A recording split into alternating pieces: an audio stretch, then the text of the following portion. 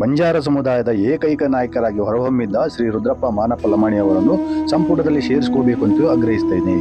ಯಾಕಂದರೆ ನಮ್ಮ ಜಾತಿವಾದಗಳಲ್ಲಿ ಬಂಜಾರ ಸಮುದಾಯ ಕರ್ನಾಟಕದಲ್ಲಿ ಎಷ್ಟು ಜನರು ಸಿಗಿದ್ದಾರೋ ಅಷ್ಟು ಜನರಿಗೆ ಅನುಕೂಲವಾಗುತ್ತೆ ಅಂತ ಹೇಳ್ತೀನಿ.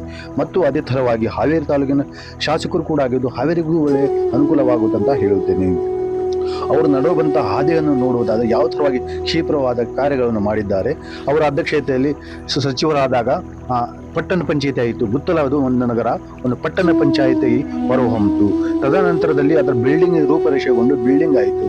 ಬಿಲ್ಡಿಂಗ್ ರೂಪರೇಷೆಗೊಂಡ ನಂತರ ಹೊಸ ಬಿಲ್ಡಿಂಗ್ ನಿರ್ಮಾಣಕ್ಕೆ ಎಲ್ಲರೂ ಅಲ್ಲಿ ಸೇರ್ಪಡೆಗೊಂಡರು.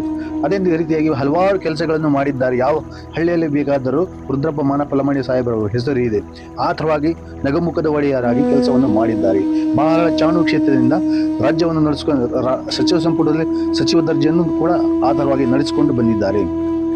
ರಾಜ್ಯದ ಮೂಲೆ ಮೂಲೆಗಳಿಗೆ ಇರುವಂತಹ ದೇವಸ್ಥಾನಗಳಿಗೆ ಅನುದಾನವನ್ನು ಕೊಟ್ಟು ಜವಳಿ ಮತ್ತು ಮುಜರಾಯಿ ಖಾತೆಗಳನ್ನು ಹೊಂದಿ ಅದರಲ್ಲಿ ಮುಜರಾಯಿ ಖಾತೆ ಎಲ್ಲ ದೇವಸ್ಥಾನಗಳಿಗೆ ತನ್ನದೇ ಆದ ಕೊಡುಗೆಗಳನ್ನು ಕೊಟ್ಟಂತಹ ವ್ಯಕ್ತಿ ರುದ್ರಪ್ಪ ಮಾನಪ್ಪ ಲಮಾಣಿ ಸಾಹೇಬರವರು.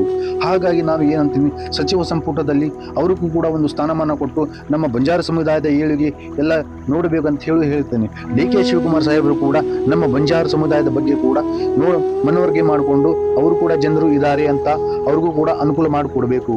ಯಾಕಂದರೆ ನಮ್ಮ ಸಮುದಾಯದ ಏಕೈಕ ನಾಯಕ ಶ್ರೀ ರುದ್ರಪ್ಪ ಮಾನಪ್ಪ ಲಮಾಣಿಯವರು ಒಬ್ಬರೇ ಈ ಸಚಿವ MLA ಆಗಿ ಆಯ್ಕೆಯಾಗಿದ್ದಾರೆ. ಇದರಿಂದ ನಾನು ಏನು ಹೇಳ್ತೀನಿ ಅಂದ್ರೆ, ಇಡೀ ರಾಜ್ಯದ ನಮ್ಮ ಜನ ಏನೇ ಇದೆಯಲ್ಲ ರುದ್ರಪ್ಪ ಸಾಹೇಬರನ್ನು ಮಿನಿಸ್ಟರ್ ಆಗಿ ನೋಡ್ಬೇಕು ಅನ್ನೋದು ಬಹಳ ಮನದಾಸೆ.